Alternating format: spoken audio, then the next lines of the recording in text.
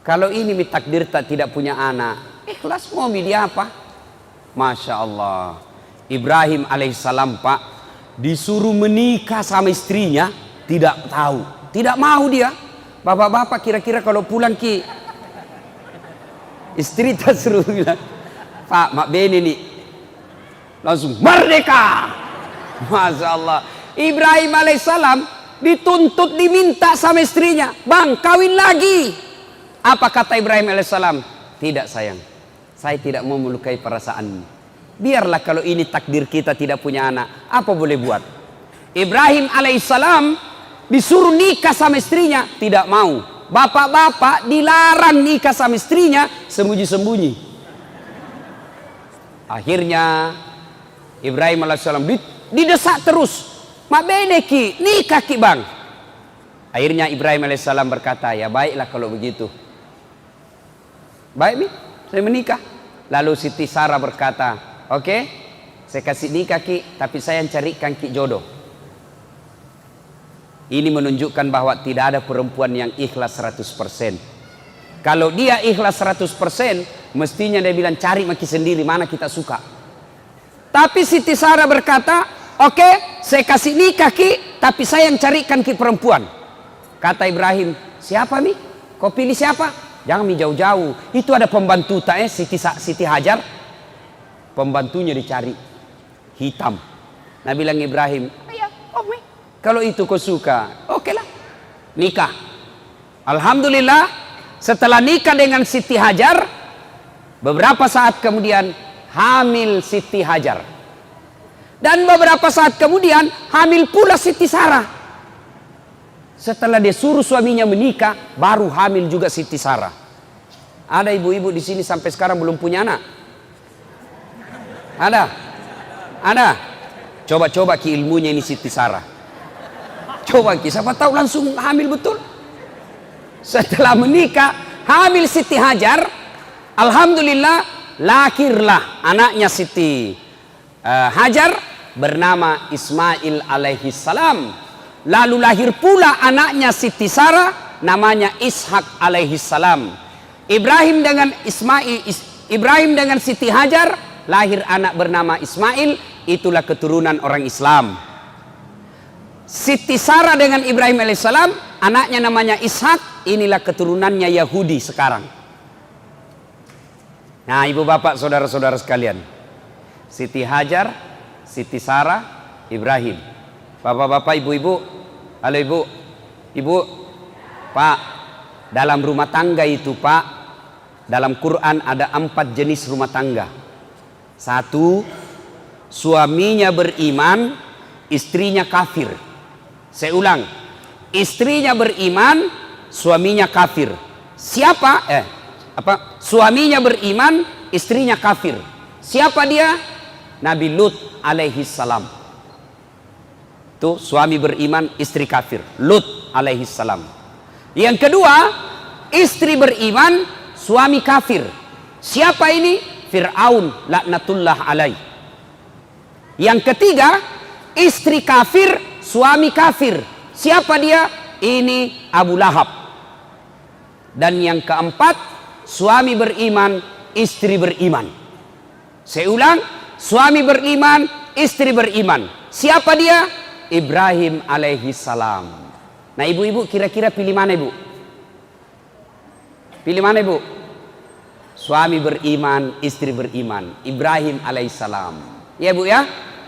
Tapi ingat ibu, Ibrahim alaihi salam itu 2 istrinya. Langsung dia bilang ibu, jangan milih Fir'aun mau saja Ustaz.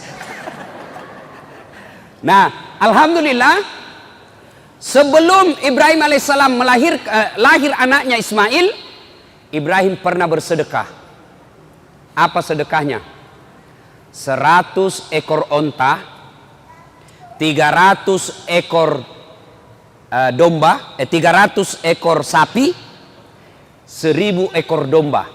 Saya ulangi, sedekahnya dia sembelih 100 ekor onta, 300 ekor sapi, 1000 ekor domba. Kira-kira kalau dirupiahkan sekarang kurang lebih 5 miliar. Seluruh orang memuji, weh, hebat kok Ibrahim. Jago kau Ibrahim, kaya dermawan. Dipuji satu kampung. Mendengar pujian ini, Ibrahim alaihissalam muncul penyakit manusianya. Apa penyakit manusia? Senang dipuji. Tidak ada orang Pak tidak suka dipuji. Semua orang senang dipuji, termasuk saya. Ya seorang bilang, Ustaz, tambah gagah ki kuliah. Padahal saya tahu dia bohong. Tidak apa-apa, aku senang tonji. Ketemu temanku lama tidak ketemu, tambah muda ki kuliah Ustaz. Padahal saya tahu dia bohongi Kak, tapi tidak apa-apa, saya suka tonji. Semua orang senang dipuji. Ibrahim dipuji, Ibrahim luar biasa kau, kaya dermawan, begitu banyak binatang kau korbankan. Apa kata Ibrahim alaihissalam? Kecil, tidak seberapa itu. Ini baru binatang. Andai saja ada anakku juga saya potong. Kenapa? Waktu itu memang Ibrahim belum punya anak. Beginilah, seperti caleg-caleg pilkada, pilih saya, sekampung sama-sama dari Sulawesi, bagi-bagi kartu nama, ini, pilih Kak, telepon Kak, 24 jam, kalau ada masalahmu telepon saya. Begitu terpilih, nah ganti nomor HP-nya. Banyak caleg begitu, banyak pemimpin begitu. Maka memilih pemimpin pembohong adalah kesalahan, tetapi mempertahankan pemimpin pembohong itu kebodohan. Saya ulang, memilih pemimpin pembohong itu adalah kesalahan, tapi mempertahankan pemimpin yang pembohong itu kebodohan, dongok beleng-beleng. Bapak saudara-saudara sekalian, nah sudah, Ibrahim berkata, jangankan binatang, andai saja anakku ada, anakku juga saya potong. Waktu itu memang belum punya anak. Berlalulah, setelah menikah dengan Siti Hajar, melahirkan dan lahir anaknya namanya Ismail alaihissalam.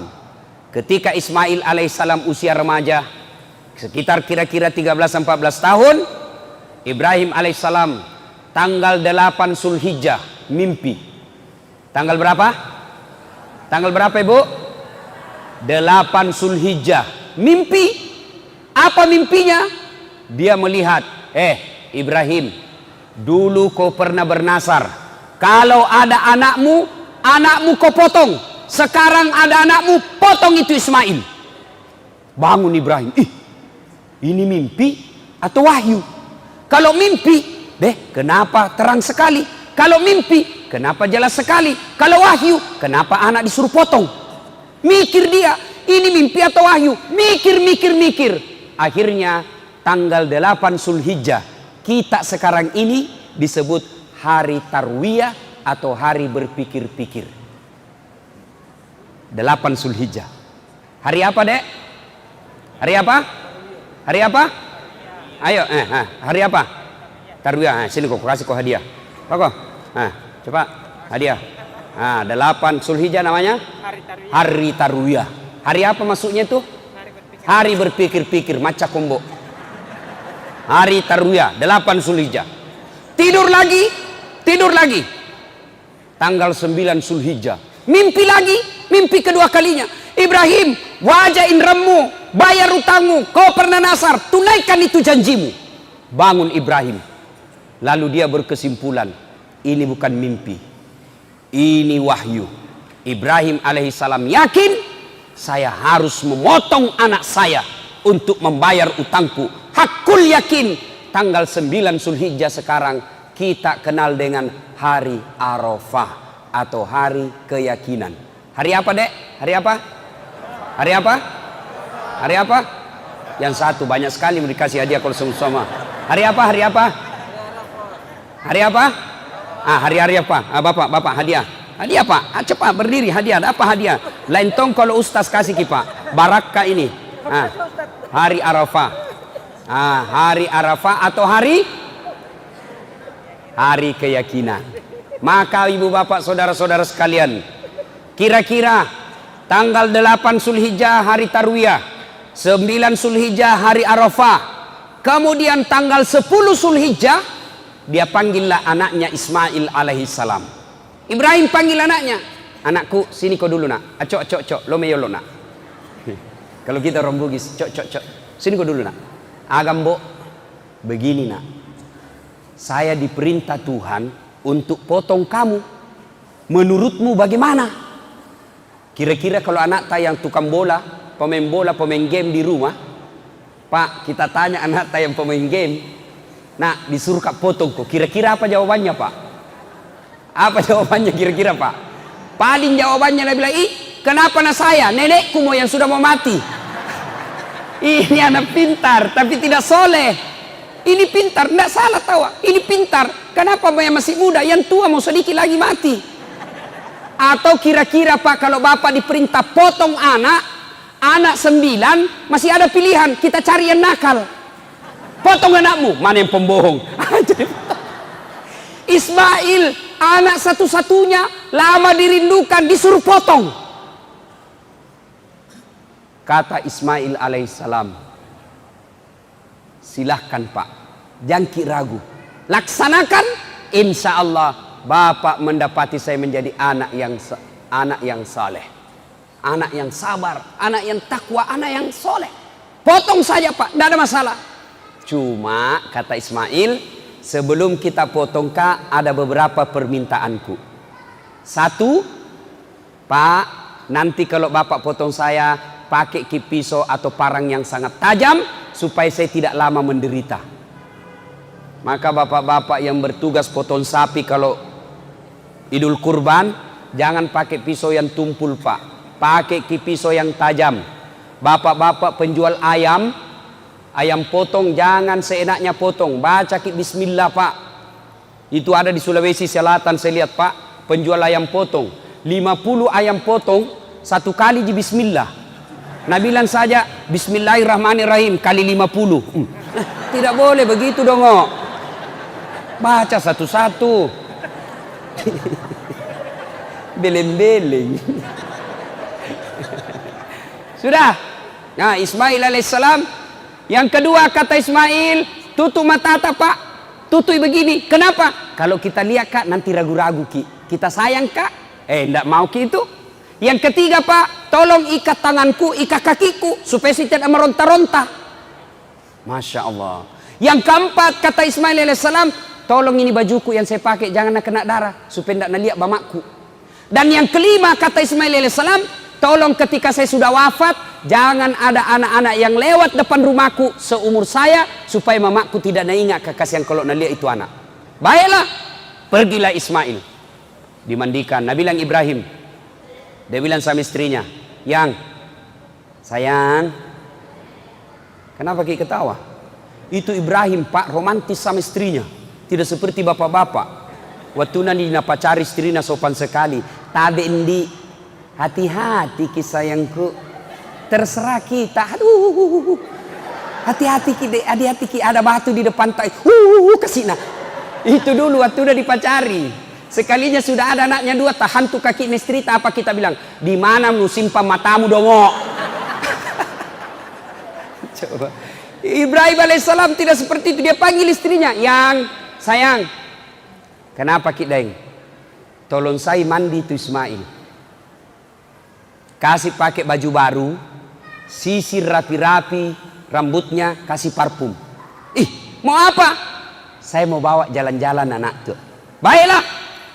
Pergilah Ibrahim bersama Ismail alaihissalam, meninggalkan rumahnya, menuju ke tempat pemotongan. Ketika menuju ke tempat pemotongan itu, kepanasan iblis. Kepanasan iblis berusaha menggagalkan ini. Kenapa? Kalau Ibrahim berhasil, berarti iblis gagal menggoda manusia. Maka dia usaha goda Ibrahim. Dengan cara apa? Dia bisi Ibrahim. Woi Ibrahim, balik kau lihat itu anakmu. Kenapa? Lihat kau itu anakmu, lucunya, lamanya kau harapkan, berpuluh tahun kau berharap, anakmu sekarang lagi lucu-lucunya, sudah ada, masa kau mau potong? Apa kata Ibrahim alaihissalam? Jangankan anakku, andai saja Tuhan perintah saya potong diriku juga saya potong. Ibrahim alaihissalam ambil batu, dia lempar itu iblis. Pergi kau iblis, ishab ya lep, pak, pergi kau. kena pantatnya, lari sampai di balik papan, balik lagi.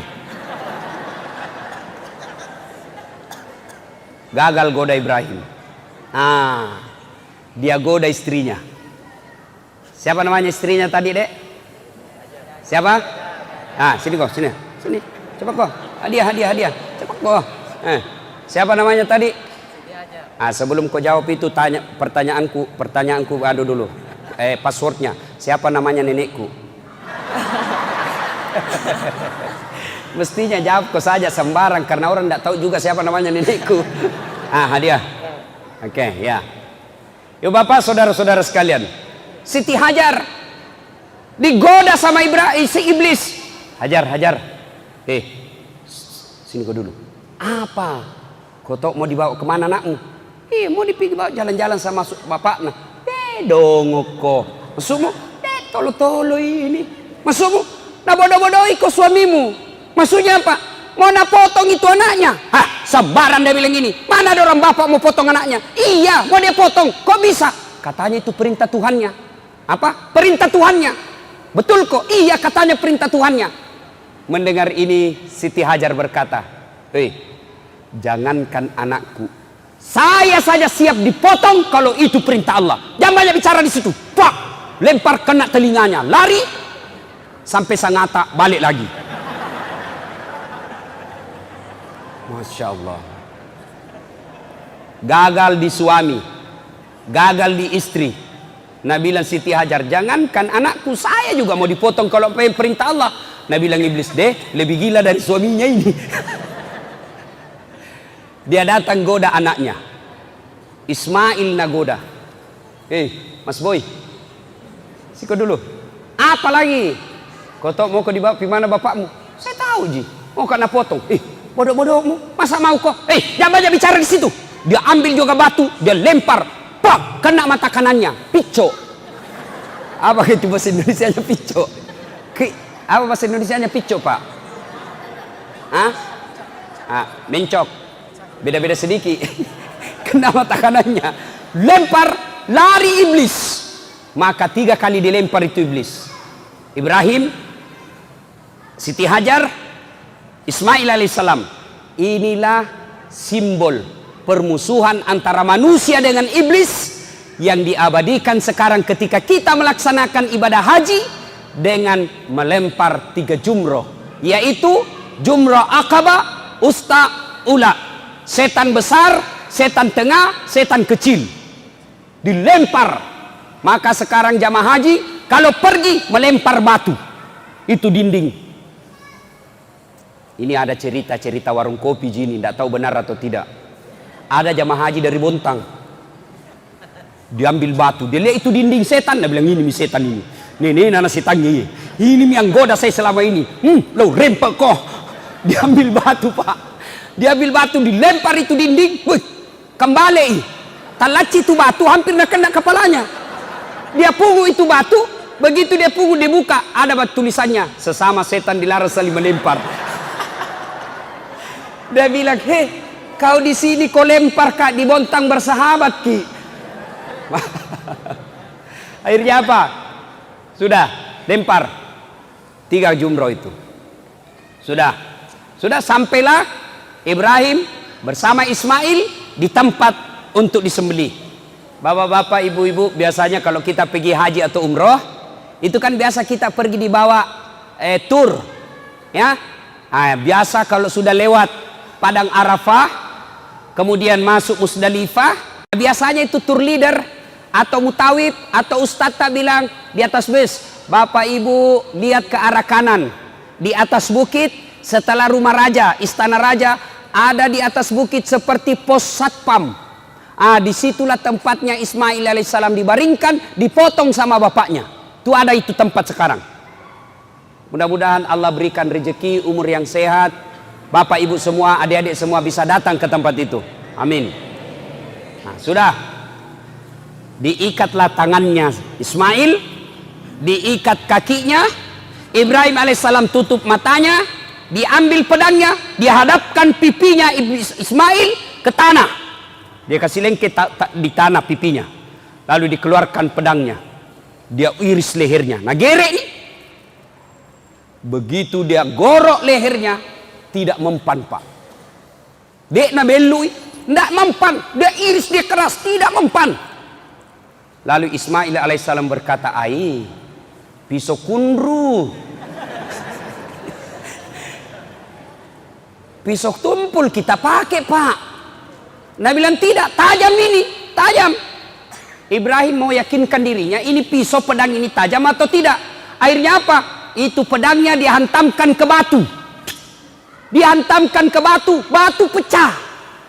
Nabi bilang Ibrahim, batu keras pecah. Ini lembut kok tidak namakan. Nabi bilang Ismail, barangkali ragu-ragu ki? Tidak, ku keras mini. Akhirnya dia bilang coba lagi yang kedua kalinya. Begitu mau dicoba kedua kalinya pak, Ismail bilang tunggu dulu pak, tunggu dulu, jangan dulu. Apa lagi nak? Pak, dengar baik-baik pak, dengar baik-baik. Ibu, dengar baik-baik. Pak, tolong lepas tanganku. Tolong buka ikatan kakiku. Jangan ikat tangan kakiku. Kenapa? Kalau saya diikat, nanti Allah berpikir, nanti Allah mengira saya tidak ikhlas. Lepaskan ikatan tangan dan kakiku. Subhanallah. Dilepas. Sudah dilepas. Digerek lagi kedua kalinya. Ketika digerek kedua kalinya, Allah di atas aras memanggil seluruh malaikat, wahai malaikatku, kau lihatlah ini hambaku Ibrahim alaihissalam, begitu cintanya kepada Allah, begitu cintanya kepada Tuhannya, dia ikhlaskan, dia potong anaknya sebagai rasa ketaatannya kepada aku. Kau lihat ini Ibrahim. Dulu kalian mengkhawatirkan ketika Adam saya ciptakan menjadi pemimpin, kalian semua demo khawatir anti Adam, manusia merusak dunia. Ini sekarang kau lihat ini hebatnya ini manusia. Lalu dia gerek lagi itu. Mendengar ini bahwa malaikat dipanggil semua. Lihat kau itu kata Allah. Lihat itu manusia. Mendengar ini. Lalu malaikat mengucapkan takbir. Allahu Akbar. Allahu Akbar. Allahu Akbar. Jibril. Mendengar ini, Ibrahim alaihissalam melanjutkannya dan menjawabnya. La ilaha illallah. Huwallahu Akbar. Mendengar ini, Ismail alaihissalam menjawab dan melanjutkannya dengan kalimat Allahu Akbar walillahil ham. Itulah kalimat takbiran kalau kita lebaran. Allahu Akbar, Allahu Akbar, Allahu Akbar. La ilaha illallah huwallahu akbar. Allahu Akbar walillahil ham. Nah itu. Jadi besok kalau kita lebaran Idul Kurban, dari rumah, dari Loktuan, dari Berbas, jalan kita ke masjid, jalan kita ke lapangan, sunnah mengucapkan Allahu Akbar, Allahu Akbar, Allahu Akbar, la ilaha illallah, wallahu akbar, Allahu Akbar, walillahil ham. Kira-kira anak-anak, adik-adik, bapak-bapak kalau pergi tempat takbiran, pergi tempat lebaran, takbiran apa enggak? Takbiran? Tidak. Kalau anak motor-motor, nah balap motornya. Nah kasih buka knalpotnya. Nah kasih ribut-ribut. Sambil jalan, bukannya takbiran, selfie. OTW lebaran. Sampai alhamdulillah duduk-duduk menunggu ustadz. Begitu sujud, nah foto lagi kepalanya. Alhamdulillah sholat 2 rakaat. Tidak seperti itu. Kalau kita pergi ke area tempat lebaran, masjid atau lapangan, takbiran. Sudah Bapak Ibu sekalian, maka Allah perintahkan kepada malaikat Jibril. Jibril, kau ambil itu kibas yang ada di sorga, yang pernah dipersembahkan anaknya Adam ketika menikah. Ambil itu kibas, bawa ke dunia, gantikan lehernya Ismail. Kemudian yang dipotong oleh Ibrahim alaihissalam adalah kibas atau domba atau kambing kita sekarang ini. Ibu bapak saudara-saudara sekalian yang saya hormati, ini kisah sejarah lahirnya kurban atau memotong binatang persembahan kepada Allah Subhanahu wa taala. Nah, kira-kira apa hikmahnya? Apa pelajaran yang ingin kita ambil? Satu, ternyata Bapak Ibu sekalian, setan itu Setiap kita mau melakukan kebaikan, pasti dia berusaha untuk menggoda kita. Saya ulang, begitu Bapak Ibu sekalian mau melakukan ibadah kebaikan, maka setan akan kepanasan dan berupaya menggoda kita. Contoh, azan subuh, as-salatu khairum minan naum, salat lebih baik daripada tidur. Setan mulai kena goda. Sebentar Pi, sebentar, masih ada 10 menit, tunggu Mi. Tarik selimut. Begitu bangun sudah 6:30, berhasil setan. Coba itu setan begitu. Begitu hayya 'alas salat, mari tunaikan solat. Tiba-tiba datang pembeli 4. Ada mau beli rokok, ada mau beli Indomie, ada mau beli gula. Akhirnya apa? Tidak jadi ke masjid gara-gara setan yang datang dalam bentuk pembeli. Setan itu. Bapak mau datang pengajian seperti ini, itu setan menggoda.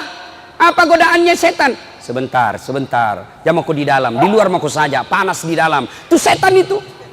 Begitu kita duduk, pegang HP-mu, cepat kok ada SMS masuk. Setan itu, bos. Begitu kita masih mau dengar ceramah, lihat jam. 9:30 Mi. Baru Nabi bilang teman, pulang maki, 9:30 Mi. Setan itu, Pak. Dan setan berupa teman, susah ngusirnya. Kalau setan tidak kelihatan, bacakan bismillah, lari nih Pak. Kalau setan teman, apa Nabi bilang? Baca mako, surah Yasin, ku dekati kok. Itu setan itu, Pak. Nah, ibu bapak, saudara-saudara sekalian, ketika kita mau melakukan kebaikan, setan pasti kepanikan. Maka dia berusaha menggoda kita. Contoh, hayya 'alas shalah, mulai setan, dia tebar. Datang setan, tak usah ke masjid, bisa saja kau sholat di rumahmu. Sudah, setan itu. Kalau dia berhasil itu setan, maka kita tidak ke masjid, kalah kita. Tapi kalau kita berhasil berdiri, tinggalkan itu, jangan pikir setan mengalah. Tadi kan lempar pertama lari ke Balikpapan, lempar kedua lari ke Sangatta. Iya toh? Nah, itu setan. Anggap bapak berhasil, hayya 'alas shalah, langsung berdiri, pergi. Apa setan berhenti, Pak? Tidak. Nagoda ki lagi. Caranya apa? Nagoda ki supaya buru-buru berwudu. Wudu kita salah-salah. Nabi bilang setan, yo pimako. Akhirnya apa? Begitu kita mau wudu, dingin itu dingin sekali air. Nah, itu setan masuk di situ. Tiba-tiba setan kasih bunyi handphone. Itu setan itu. Akhirnya apa? Kita wudu sambil terima telepon. Pernah toh? Kita ketawa karena pernah begitu toh? Setan itu masuk, bos. Yo, matu pi. Siaga melok molengi. Si ratu, 75. Itu setan masuk di situ. Masuk itu setan. Akhirnya apa? Kita wudu tidak sempurna. Atau anggaplah bapak tidak terima telepon, tapi wudunya salah-salah, tidak sempurna. Bagaimana caranya? Quran menjelaskan wudu itu membasuh jari hingga ke siku, ya kan? Jari hingga ke siku. Tapi apa yang kita praktek? Siku ke jari. Kalau jari ke siku kan begini caranya wudu, Pak. Kalau tua seperti ini, bapak-bapak sudah generasi sakaratil maut, di depan-depan ini, itu lipat ini, Pak, lipat. Kenapa? Karena di sini banyak keriput-keriput. Kalau bapak tidak lipat ini, tidak kena air, tidak sah wudunya. Tidak sah wudu, otomatis tidak sah sholat. Setan itu berupaya supaya tidak sah wudu, tak. Karena kalau tidak sah wudu, biar 1 jam bapak sholat tidak sah sholatnya. Kenapa? Wudunya salah. Nah, setan gak goda ke situ. Maka kita biasanya wudu, sunnahnya ajaran Quran begini. Tapi apa yang kita praktek? Siku ke jari-jari. Bagaimana caranya, Ustaz? Nah, buka keran.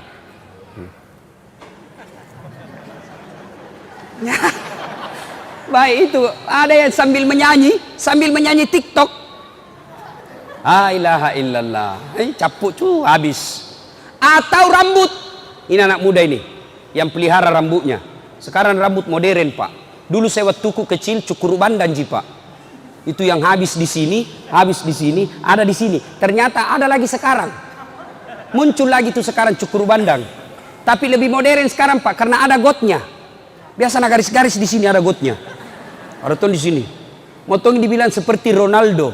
Ronaldo mancung hidungnya, kau pokoknya. Itu coba tuh. Akhirnya apa? Karena dia sudah kasih apa namanya itu yang biar kena angin topan tidak goyang rambutnya. Pamode apa? Formadet apa namanya itu? Dah minyak rambut. Kalau kita dulu minyak rambut kan Pak, minyak kemiri sama Brix. Cara ngambilnya begini Pak. Kasih simpan.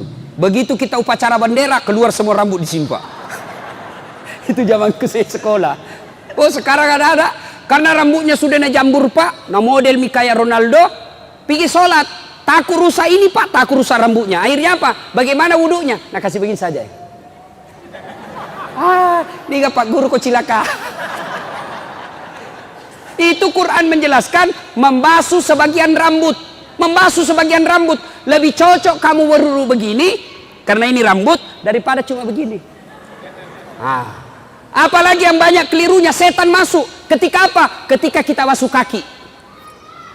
Biasanya orang basuh kaki Pak, kan itu sunnahnya Nabi, jari-jari tangan masukkan ke jari-jari kaki, usap telapaknya sampai ke tumit. Mohon maaf, begini prakteknya kira-kira.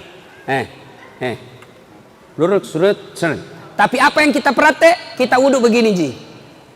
Pulang-pulang ku berbadan dua, hai. Nah kena ko setan bo, lewat namakan ko setan. Dia bilang setan, ladongo. Coba ya. Nah ibu bapak saudara-saudara sekalian, sudah anggaplah sempurna wudhunya, bagus betul wudhunya. Apa setan lari dan tinggalkan? Tidak, setan masih goda kita. Gimana caranya? Nah ikuti kita masuk masjid. Baru apa Nabi bilang? Lihat ko timer, lihat ko waktu. 2 menit mami kamat, jam ko sholat sunnah, duduk mako. Setan itu. Anggaplah bapak sholat sunnah 2 rakaat, nagoda lagi setan. Apa?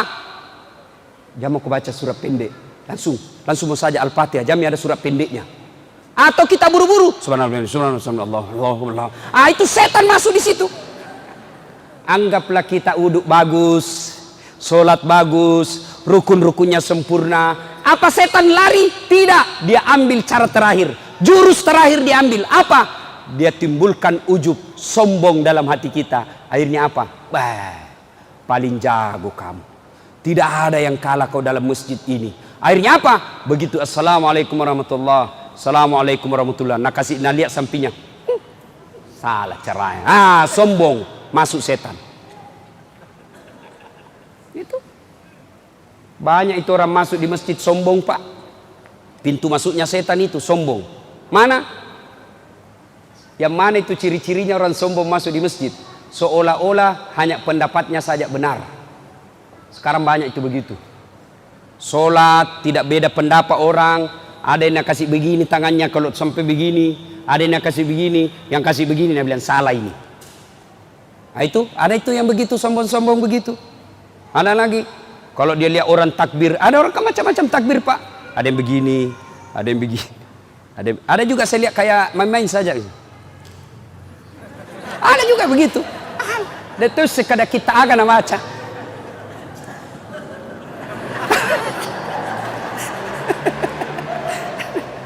Ada juga terlalu serius Pak.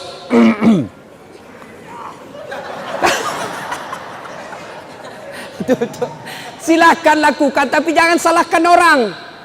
Ini banyak orang salahkan pendapatnya orang lain. Takbir itu Pak, posisi setelah takbir Allahu Akbar. Posisi tangan saja itu macam-macam. Ada 5 caranya.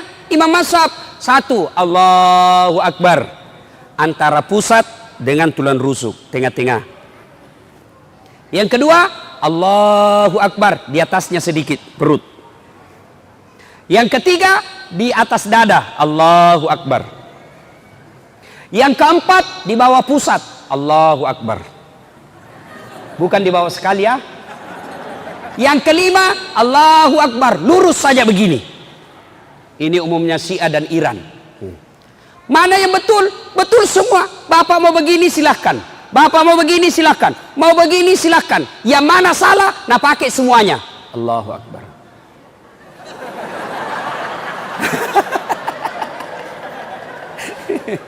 Masuk dalam masjid itu banyak orang sombong, Pak. Hanya dia yang dia rasa pintar. Itu hanya begitu, Pak.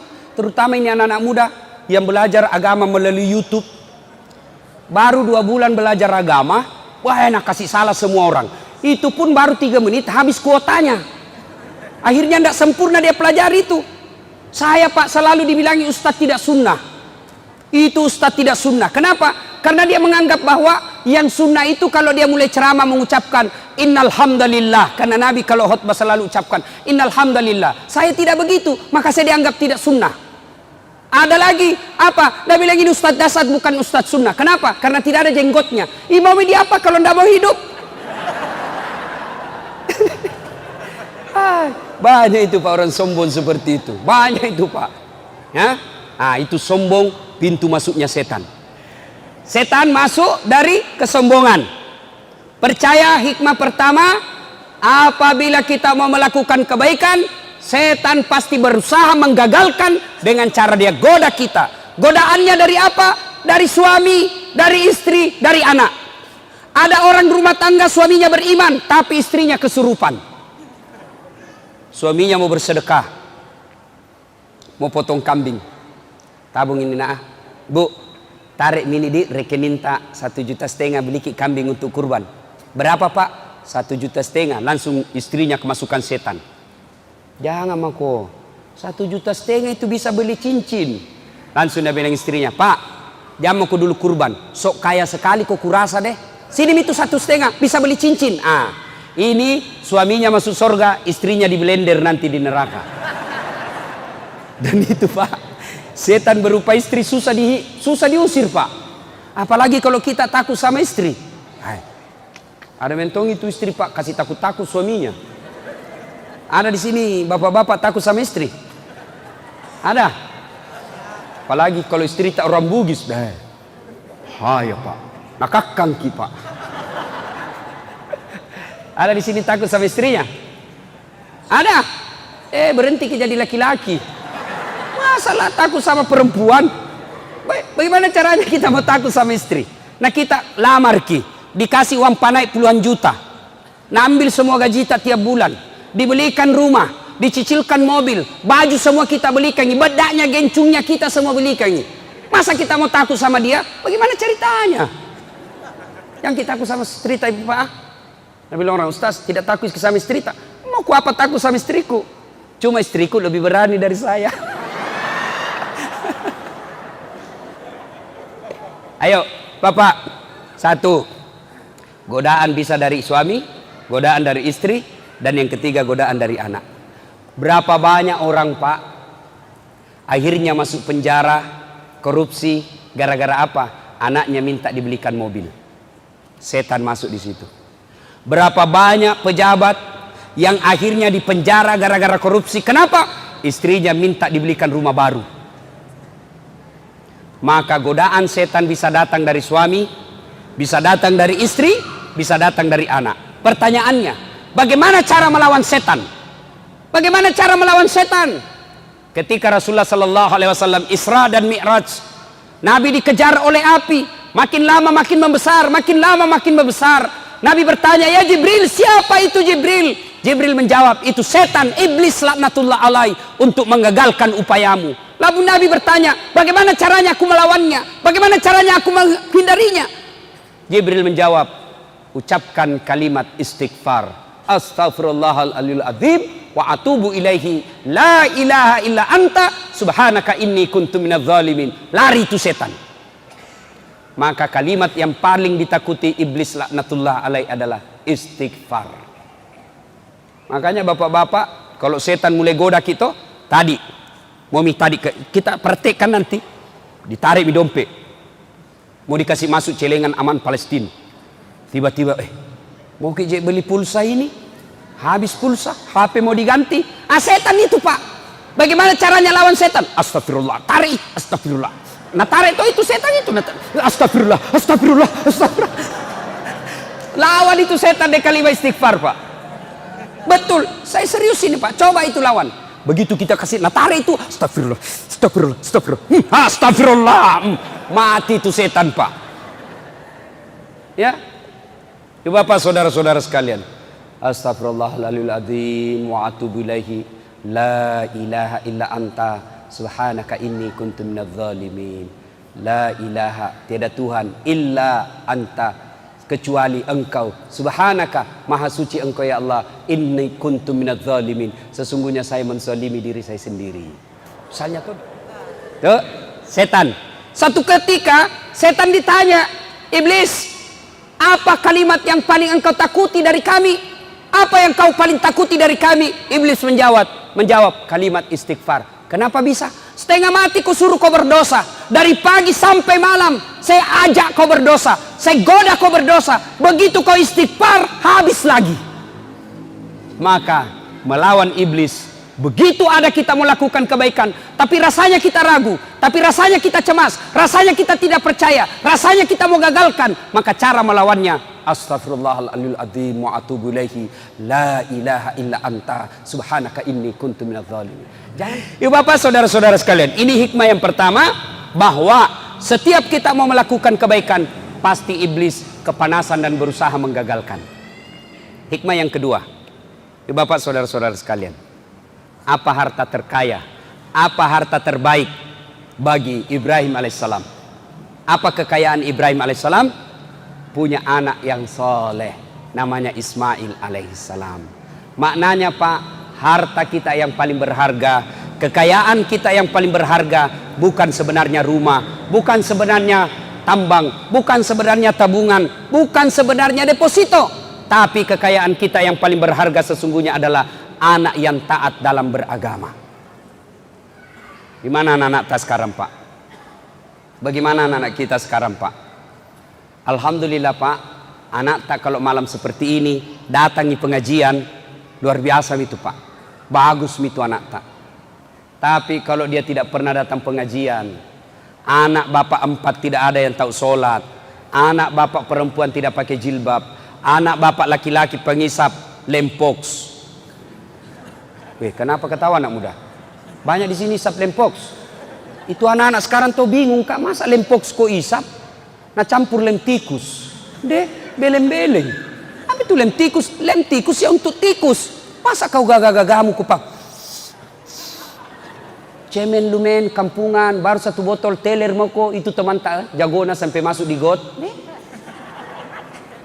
Ayo. Nah ibu bapak saudara-saudara sekalian, anak-anak kita adalah kekayaan paling berharga. Coba lihat tadi Ismail alaihissalam, remaja, ditanya, nak bagaimana kalau disuruh kau potong?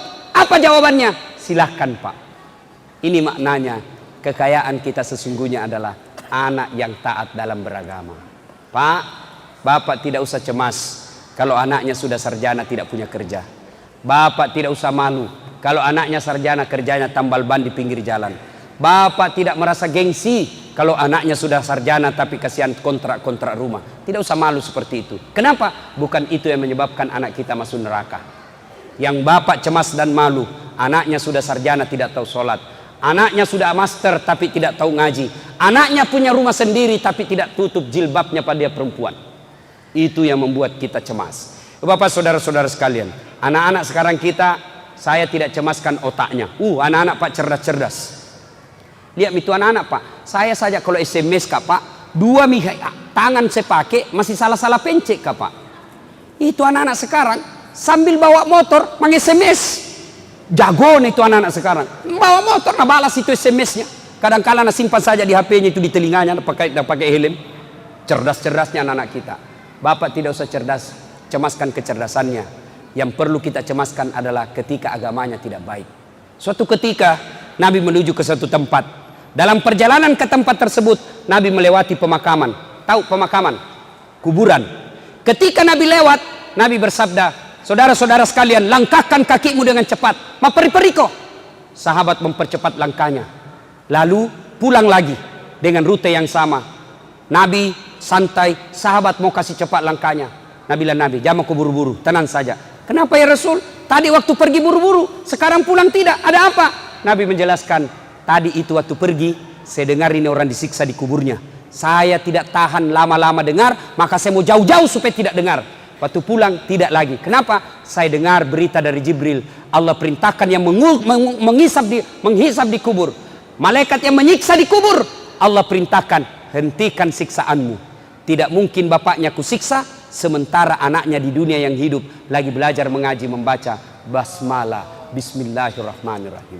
Baru anak tak membaca bismillah, bapaknya orang tuanya di kubur sudah bebas dari siksaan alam kubur. Pak, jangan kasih kursus kiri kanan anak tak bahasa Inggris. Tidak gitu yang penting. Kasih kursus anaknya bahasa Korea, tidak penting itu Pak. Saya ini tidak pernah kursus kiri kanan, bisa aja keluar negeri kiri kanan. Apa bahasaku? Bahasa isyarat. Makan. You know? Ada tahu, oh mau makan ini orang. Bahasa itu, bahasa internasional itu Pak. Dan Bapak tidak usah cemas kalau tidak tahu bahasa Inggris. Kenapa? Memang kalau kita berdoa pakai bahasa Inggris. Nah, doakan karena, oh my God, please help me my father. Talekang. Yuk Bapak, saudara-saudara sekalian. Nih, hikmah yang ketiga karena waktu yang terbatas. Pak, berkurbanlah. Berkurbanlah. Syukur Pak, Allah tidak suruh kita potong anak tak.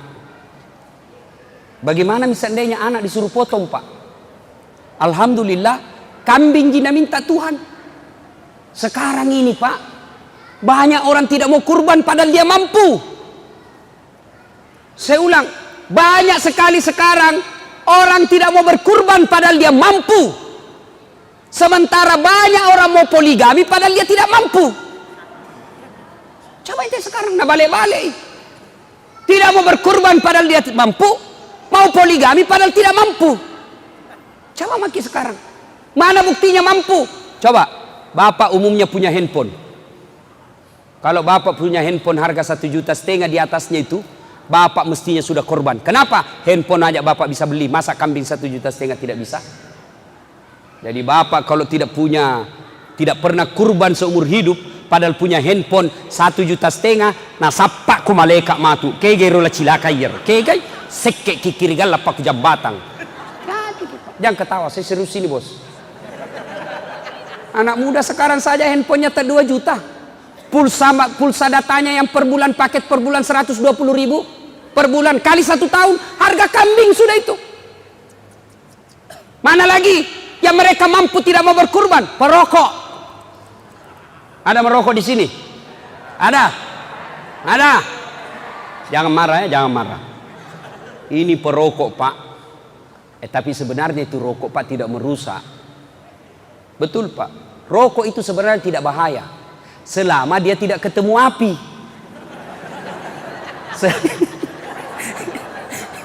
Asal itu rokok tidak ketemu api Pak, aman. Kantong ini saja, yang penting jangan kasih ketemu api. Kapan dia ketemu api Pak? Maka solangi Pak. Coba rokok. Sekarang ditanya jamaah, Ustadz, kenapa doaku tidak jabah? Tidak pernah dikabulkan doaku Ustadz, padahal 4 tahun mak berdoa. Saya tanya, merokok Ki? Merokok kau Ustadz. Itu sebabnya tidak dijabah doa tak. Apa hubungannya Ustadz? Salah satu sebab doa tidak dikabulkan Allah kalau kita selalu berbuat haram. Dan apa yang berbuat haram? Rokok. Ada yang bilang, makruh Ustadz. Ada itu ulama di Jawa bilang makruh. Sebagian saja ulama Timur Tengah semua bilang haram. Hanya sebagian katakan makruh di Indonesia. Kenapa? Saya pelajari ternyata dia juga merokok. Saya kalau ada ustaz merokok langsung ku kali 0. Kayak orang bodoh-bodoh itu kalau merokok. Coba kira itu orang perokok Pak. Ambil rokok nah, sandar-sandar. Itu saja nak kerja 10 menit. Sekali-kali isap kunyai.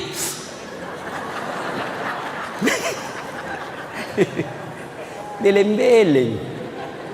Pak, Bapak yang merokok, tahu enggak? Pak, kita lihat tadi itu orang-orang Islam, anak-anak kecil diseret tentara Yahudi 3 orang, anak kecil tentara 3 Yahudi. Kita lihat itu tadi, kasihan perempuan ditempelengi, dibuka jilbabnya, itu orang Yahudi. Dan Bapak yang merokok, itu Bapak sumbang harga rokok 20% ke Yahudi. Apa maksudnya Ustaz? Seluruh pabrik rokok yang ada di Indonesia orang Yahudi punya. Tidak percaya? Buka Google, cari itu pemilik sahamnya itu Yahudi. Pabriknya ada di Indonesia, tapi yang punya uang orang Yahudi. Berhenti merokok, Pak. Bapak bilang, tidak bisa Ustadz, tidak jalan otakku kalau tidak merokok, Kak. Bale-bale kok. Buktinya apa? Ramadan jalan di otak, Kak. Berhenti ki merokok, Pak. Niatkan, berdoa ki hari ini, ya Allah, berikan saya kesanggupan berhenti merokok. Tanpa pertolonganmu saya tidak bisa sembuh dari rokok, ya Allah. Bantu saya berhenti. Pembeli rokokku saya niatkan untuk tabung pergi umroh. Allah pasti bantu kita. Saya lihat ini muka-muka banyak perokok. Berhenti makin merokok, Pak. Kita tahu itu orang Yahudi. Nah, kirimkan ki rokok ke Indonesia, batuk-batuk maki, kena maki kanker paru-paru, kena maki asma, kena maki penyakit lain-lainnya, baru nak kirimkan ki lagi obatnya. Ibaratnya nak pelihara ki nak habisi wanta, nak kasih sakit ki, nak kasih ki obatnya, dia semua ambil wanta. Berhenti ki merokok, Pak. Lebih itu harga rokok kita beli kambing untuk kurban. Nah, ibu bapak saudara-saudara sekalian, kurban hari ini, kurban ada niat kurban? Kalau ada niat kurban, Pak, selama ini kita kurban di Bontang, selama ini kita kurban di Sulawesi, selama ini kita kurban di Jawa, selama ini kita kurban di Indonesia, maka tahun ini kita kurban di Palestina. Caranya apa? Sumbangkan pembeli kambing ke Aman Palestina. Kalau bapak punya uang malam ini sumbangkan, kalau tidak malam ini bawa ke kantornya di Barbas Tengah. Insya Allah, Pak, itulah uang tak yang akan menolong kita dunia akhirat. Tidak ada orang bangkrut di dunia ini karena menolong sesama manusia. Tidak ada orang yang habis hartanya kalau dia suka fisabilillah, berjuang di jalan agama Allah. Nah, ibu bapak saudara-saudara sekalian, karena sudah jam 10, inilah saja tausiah kita pada taklim kita kali ini. Mudah-mudahan ada manfaat. Ada yang bisa ulang apa hikmah malam ini? Ceramah kita, hikmahnya ada 3 tadi, apa? Ayo, siapa? Ada hadiah. Ayo, anak muda. Siapa? 1? 1 jam kak ceramah, ndak ada yang tahu gimana kak kurasa ini. Hancur Ustaz ini malam ini. Siapa? 1? Yang kedua pas. Itulah pentingnya Bapak Ibu bawa catatan kalau pergi pengajian, karena susah kita menghafal. Apa lagi? 1 saja yang dihafal. Apa yang kedua?